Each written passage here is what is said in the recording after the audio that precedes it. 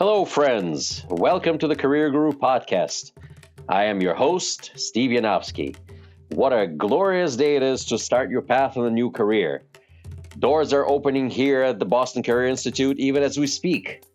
And I'm here holding the key for you.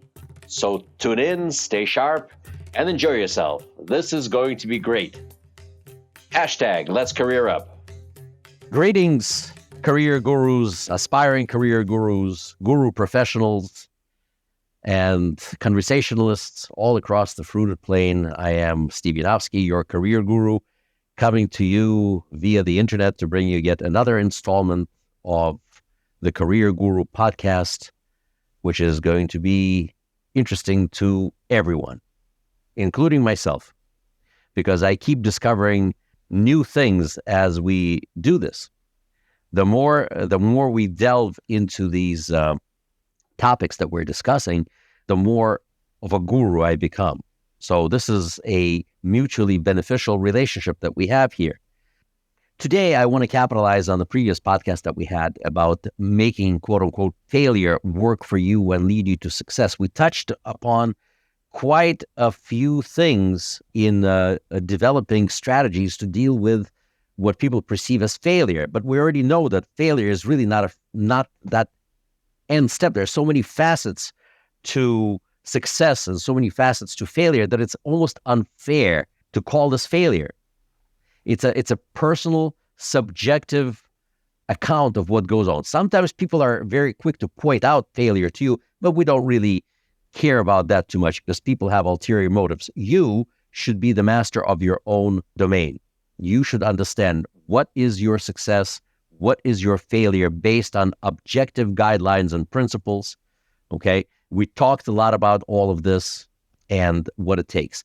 But one of those things that we mentioned last time was building resilience, meaning failure gives you extra strength and coping mechanisms for you to move forward. So what do we do about that? There's specific things that we develop within ourselves to deal with this thing that we create, this construct of failure. So coping with failure or building resilience is a key factor. So let's first discuss what resilience actually is and what building it means. Building resilience is developing coping strategies to deal with failure. And it might include things like mindfulness practices, for a better lack of any other term, and I'll talk about that. Getting support and engaging in activities that empower you emotionally to give you that extra strength as you move forward, that resilience, that package of knowledge and armor, if you will, to help you deal with the slings and arrows of outrageous fortune that awaits all of us in this world of business and personal lives. We have to keep going back for more in order to succeed. This is in the realm of feelings. Feelings are these understanding, the knowledge which elicits a emotional response from a person. And that is something that may push you forward in the right direction or kind of get you to sit in the corner in a fetal position, sucking your thumb. This is not what we want to be.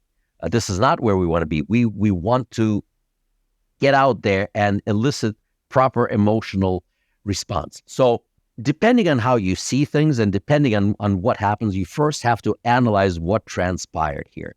Where did things go wrong? You set a reasonable expectation for yourself. Or, we talk about setting expectations which are reasonable, but a lot of people fail because they set unreasonable expectations for themselves. So this is something that you really have to take into serious consideration. Did I really set an appropriate target for myself? Did I set an appropriate goal for me to achieve? Was I equipped properly to handle this? Tomorrow I want to run for the office of the President of the United States.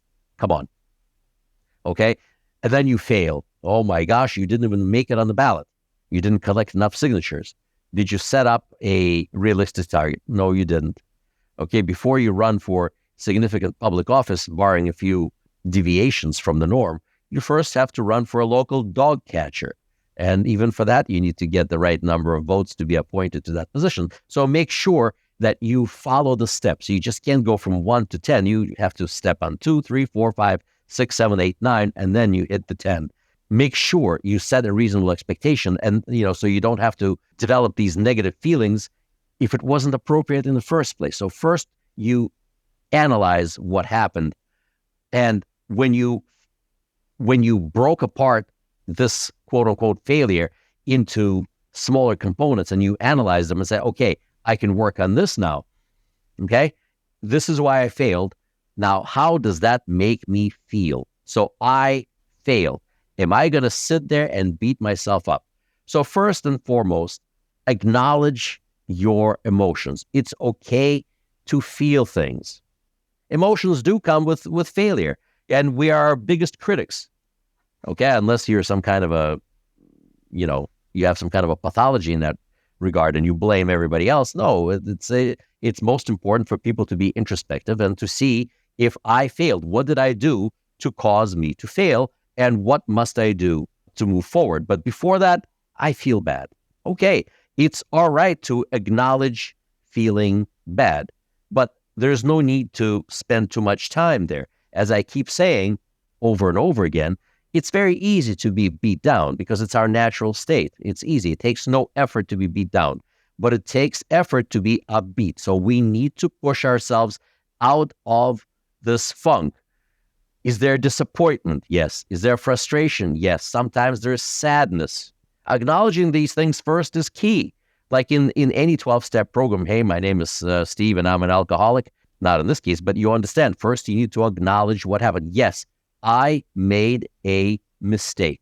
Do I need to do anything about this? And one of the most important things in being resilient is to reframe your perspective on failure. Reframe it. It doesn't have to be a negative experience. It's okay to say, that's all right. Okay, well, that was a teachable moment. All right, I learned a valuable lesson. Let's apply that to the next attempt at this particular problem. Okay? Now, the other thing is that's important, once you reframed it and it's no longer negative. Okay, interesting thing, I always talk about questions on interviews, and some of the questions that you are asked during your interview are indeed somewhat negative. But the cardinal rule of interviewing is never to go into a negative territory, and it's to take a seemingly negative question and turn it on its head and make it a positive. For example, people may ask, what are your weaknesses? Well, everybody has some weaknesses. It's kind of foolish to say that I don't have any weaknesses. But once you start listing them, then you get into the negative territory. Most important is to reframe this perspective, and that's what we're talking about here, reframing this perspective and making it a positive experience. I don't believe in weaknesses. I believe in opportunities for improvement. Bam, we've just reframed our perspective. We just did that. So instead of weakness, we're talking opportunities for improvement, and the opportunities are constant and ongoing. This is what we do. And this is how we must treat this setback, temporary setback of failure. It's not the end of the world. It's okay. You will get up and you will show up for your next challenge. And remember, showing up is always 50% of the battle. And I shared my story with you when I took a nosedive into a slushy puddle as I was running to catch a train. And then just like that, I showed up to my interview. It was a waiting room full of people. It was one of the most coveted positions that people wanted to apply. There were at least 30 people, 25, 30 people sitting in a lobby. And there I was, covered in muck and mud and everything else. And, smiling from ear to ear. Okay. It's all about perspective. It's reframing. It was a conversation piece. Guess what? I got the job. They didn't get the job. Okay. I showed up. I was positive. I reframed it. I could have gone back, would have been late for the interview, and I wouldn't have had that story. But I reframed my point of reference, and in I went. I showed up, I did it, and I'm here to talk about it because it happens. I could have easily gone the other way, but then I probably wouldn't have wanted to work in that place anyway. Okay? I need to see if those people could relate to what I just went through, and they gave me an opportunity. If my state of dress was such an important factor for them, then it's okay. I would have gone on to something else. Okay, but we're talking about building coping skills with failure. And again, failure is not real. Failure is it's like darkness. Darkness is the absence of light. Failure is the absence of trying again. Okay, all we have to do is try again, and failure is gone, and it's gone willingly. It goes away because failure is simply lack of action, lack of opportunity to try again. You don't have to fail. You just have to learn. For that, oftentimes, one of the most important things to do is to seek feedback from people who are capable of giving you actual feedback. Okay? So you don't have to ask a person who is a failure on how to succeed. Ask a successful person how they succeeded and what they would have done different in that situation. So this feedback, you have to go to your trusted friends.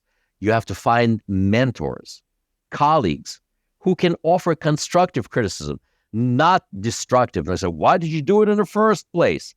Sometimes it's important. Sometimes your goals need to be well thought out, and, sometimes they're unnecessary. Okay. But, go to the right person and they ask you right questions.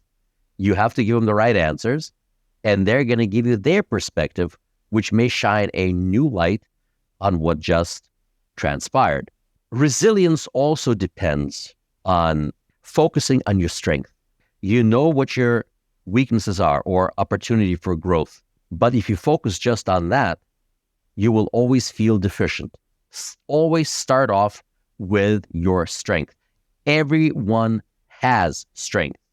Everyone has that oomph that gets them up in the morning to go out and accomplish things. Okay, so if you focus on that, you will succeed. Focus on the positive rather than dwelling on the negative. Focus on that. Notice how much time we're spending on that, because a lot of people are suffering through this. I see it on the comments I get.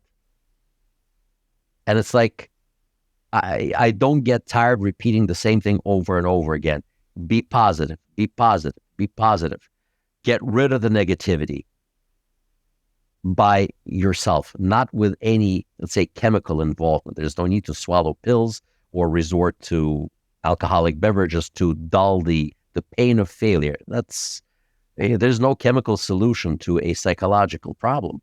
You have to deal with these emotional setbacks and use them as opportunities for growth. That's really the key.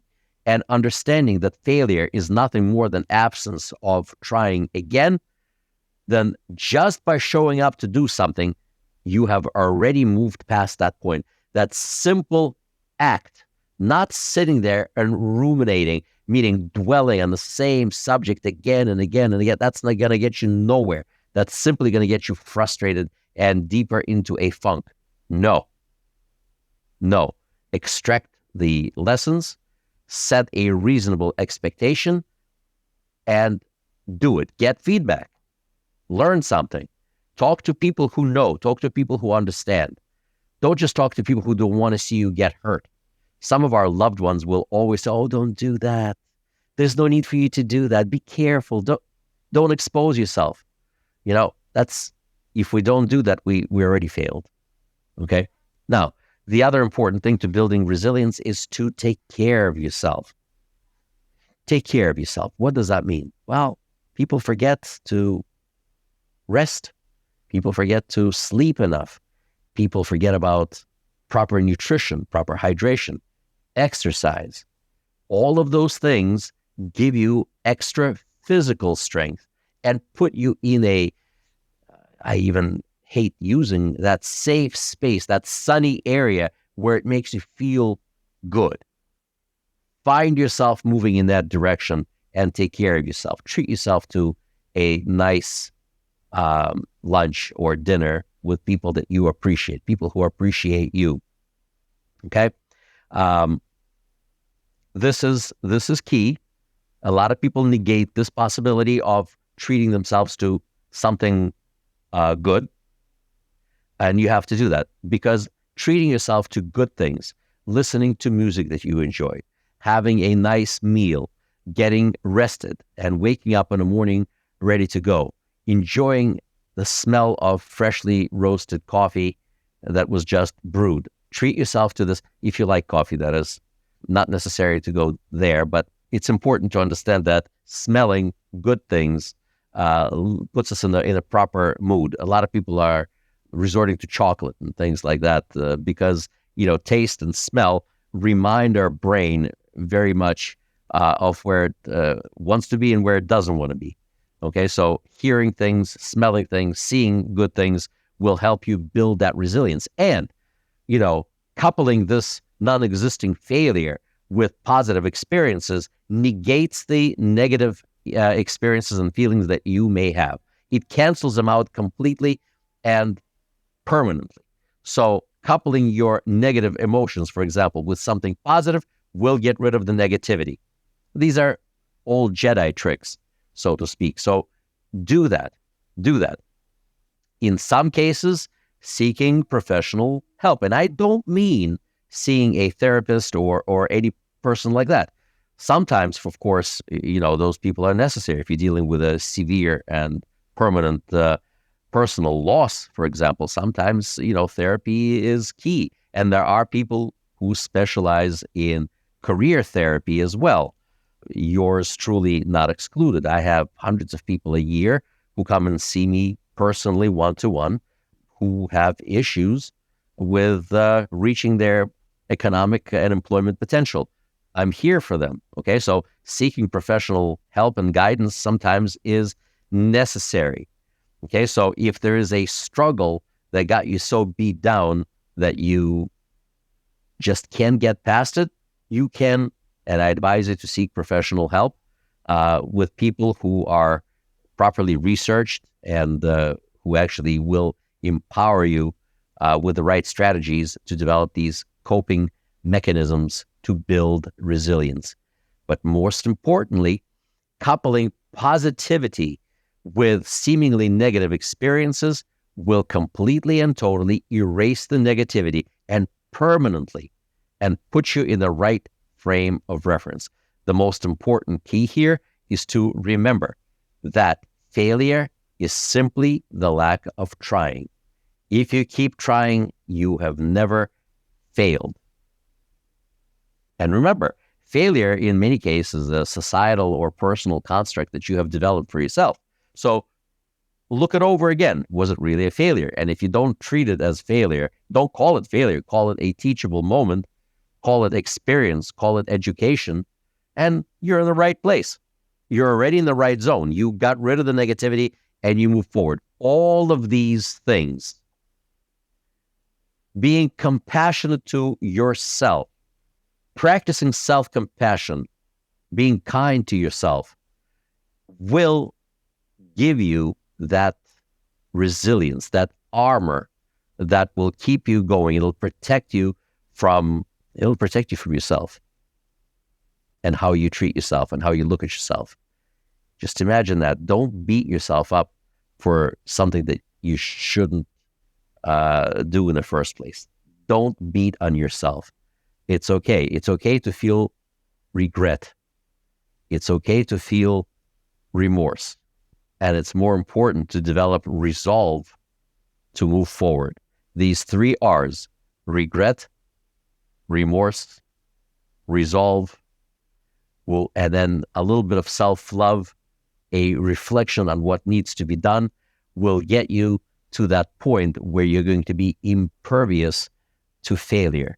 All it's going to be is education, and education is always good.